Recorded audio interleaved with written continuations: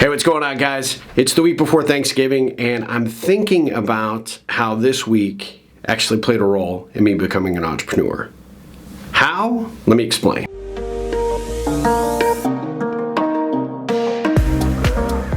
So, way back when, like in the dark ages, I was going to college and I was working part-time for a copier company. Now, the guy that hired me was in the process of buying this company, and actually how he took a chance and gave me the job, there's a connection point story that I'll share in another video. But needless to say, I've had this job and I've been working there a couple of months, and it's coming up on Thanksgiving. It's literally the week before Thanksgiving, and I didn't know anything about sales, didn't know anything about really the aspects of what our sales team was doing. But this guy was a big rah-rah motivational guy, and I owe a lot of my success to some of the lessons I learned from him just by watching how he operated and how he worked. And really cool guy, and I'm grateful to still know him to this day. But the week leading up, they had launched a big copier. And this big copier was very complex, very difficult, and my boss wanted to have a demo contest, and there were 3 sales reps, and he needed a 4th to complete his evaluation process, some sort of numerical way that he did it. And so he asked me, would I be willing to stand in for the 4th salesperson that they have yet to hire? And I said, sure. And so he said, it's a little bit of extra work. You don't get paid for it. Gave me this big, thick manual about the copier and said, do the best you can. So literally, this was probably the Friday before the week before Thanksgiving. And we were supposed to do our demo the Wednesday before Thanksgiving. So I went to work. I put in the time and the effort to learn everything that I could possibly learn about the copier. I came in early to run test jobs and to talk through what I thought needed to be my demonstration, or what we call a talk track. I put in the time, I put in the effort. And I remember the sales team, they would come in late and laugh because they'd see the delivery boy over there playing with the big machine, how cute it was, and all that. Monday of the week before Thanksgiving, my boss announced what the prize was going to be for the winner of the demo contest. Now, this seems really funny because at the time, you know, this was big tech. Right now we have televisions in our phones, right? We can carry our videos and actually even watch our satellite television right in our devices. But back then, there was this little box, and it was made by Sony, and it was about this big and about this tall, and it had a black and white television. And at the time, it was the greatest thing I'd ever seen. It was the coolest, absolutely coolest invention. It took channels over the air, so certainly long before high definition of anything. But man, it was sweet. And it was a radio, and it was this television, and it was just the coolest thing I'd ever seen in my life. Never had ever seen anything like that. And I wanted it. Now, I know what you're thinking. You know, like, that's kind of crazy that you, inexperienced, going up against sales professionals, could even think that you had a chance. Now, that is the lesson that I want to share, at least one of them, that's exactly what you should be thinking when you're up against those types of odds, and when it doesn't look like what you could do is even possible. I have done that time and time and time again over my life and my career. But this is one of those big moments, right?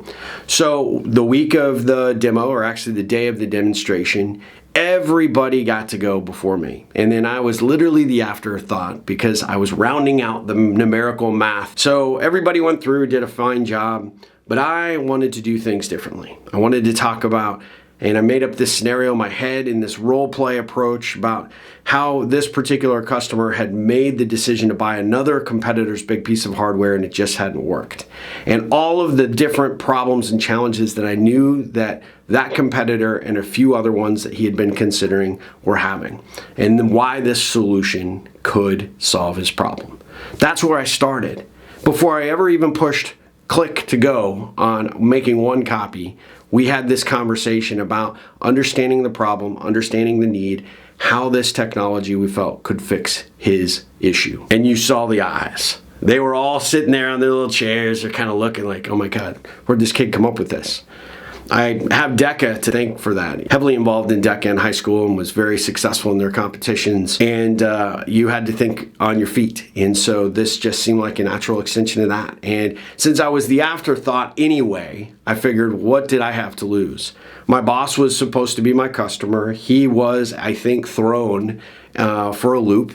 And then I went into explaining the features and the capabilities and the speeds and the feeds and all of the particulars. And he was speechless. He did not know what to even say, how to even counter. He had some minor objections, and I had an answer for every single one of them. We finished the demonstration. I thanked him for the time. I go back to sit on my chair, and everybody's kind of like, you can tell there's a little sense of uncomfortableness. And he says, I need a few minutes. So he walks out of the showroom that we had, and a few minutes go by, and these guys are actually, it was two guys and a gal, they were actually really complimentary. They're like, wow, you really prepared for this. I didn't have any idea. And man, one of them said, you really made us look bad.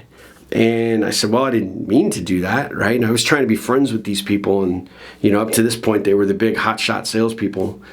And the one lady said, well, you've just ruined this competition. You've just absolutely ruined this competition. You made a farce of it, okay, by being prepared, thinking outside the box, and putting in more work and effort than you did. I didn't say that. I wish I had, but I didn't.